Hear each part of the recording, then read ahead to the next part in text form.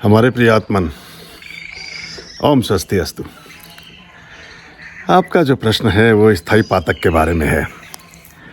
आपने लिखा है कि अगर हमारे घर में या किसी के भी घर में किसी निश्चित तिथि पर किसी अपने प्रियजन का या परिवार के सदस्य का देहावसान हो जाता है, उसकी मृत्यु हो जाती है, तो उस तिथि विशेष का एक स्थायी पातक विद्यमान हो जाता है। ऐसी हमारी परंपरा है, हमारे परिवार में ऐसा चलता है कि फिर जब तक उस निश्चित तिथि पर किसी बच्चे का जन्म ना हो या कोई ऐसी चीज़ ना हो, तब तक वो आन खुलती नहीं है।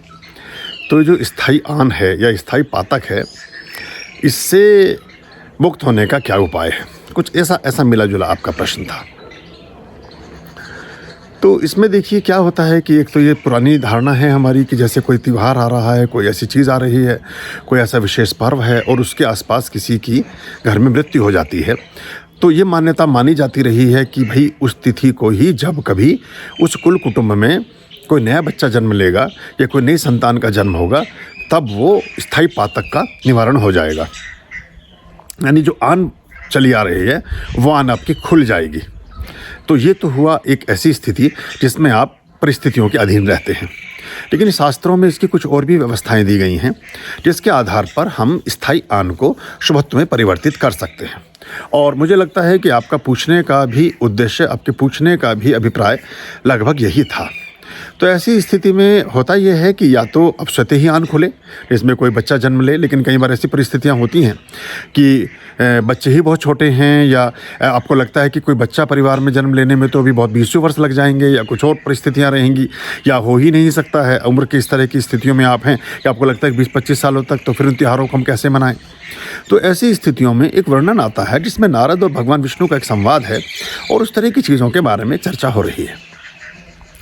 तो उसमें कहा यह गया कि यदि भगवान विष्णु के जो श्री विग्रह हैं, इनमें शालिग्राम हैं, है ना, तो मुख्य रूप से शालिग्राम ही अधिक प्रभावी होते हैं, या भगवान शिव के श्री विग्रह हैं जिनमें लिंगम है, या माँ सरस्वती की माता या माँ सरस्वती माता की प्रतिमा, या माँ सरस्वती के भी जो श्री विग्रह हैं, यानी जो योनि के स्वरूप में बहुत सारी चीज़ें होती हैं, वो अगर उनका हम उस निश्चित तिथि पर विधि विधान से प्राण प्रतिष्ठा करते हैं, अपने घर में, अपने घर के पूजा घर में, अपने परिवार में उसकी प्राण प्रतिष्ठा करते हैं, उसकी अधिष्ठापना करते हैं, तो भी इस तरह के दोषों से आप मुक्त हो जाते हैं।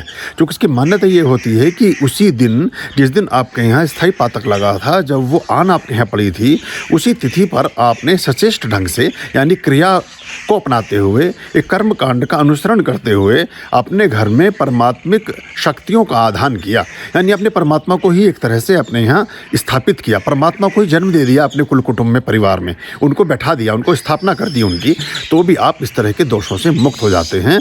और फिर आगे के समय के लिए, आगे की तिथियों के लिए आपके उन त्योहारों की पूरी श्रृंखला उन्मुक्त हो जाती है। फिर उन त्योहारों को आप बिना किसी तरह की शंका को मन में रखे हुए, बिना किसी भी तरह के दोष को मन में रखे हुए उन त्योहारों को पूरी प्रसन्नता, पूरे उत्साह और पूरे वेग से करते रह सकते हैं। आप सबके जीवन में सदा सर्वदा सभी त्योहार, सभी उत्सव पूरी तरह से प्रफुल्लित होकर विराजित हों और आपके जीवन में सुख और शांति का वास हो। ओम स्वस्ति अस्तु। आर्यं शरणं शुभमस्तु, संभव करणं अरमस्तु। आर्यं शरणं शुभमस्तु।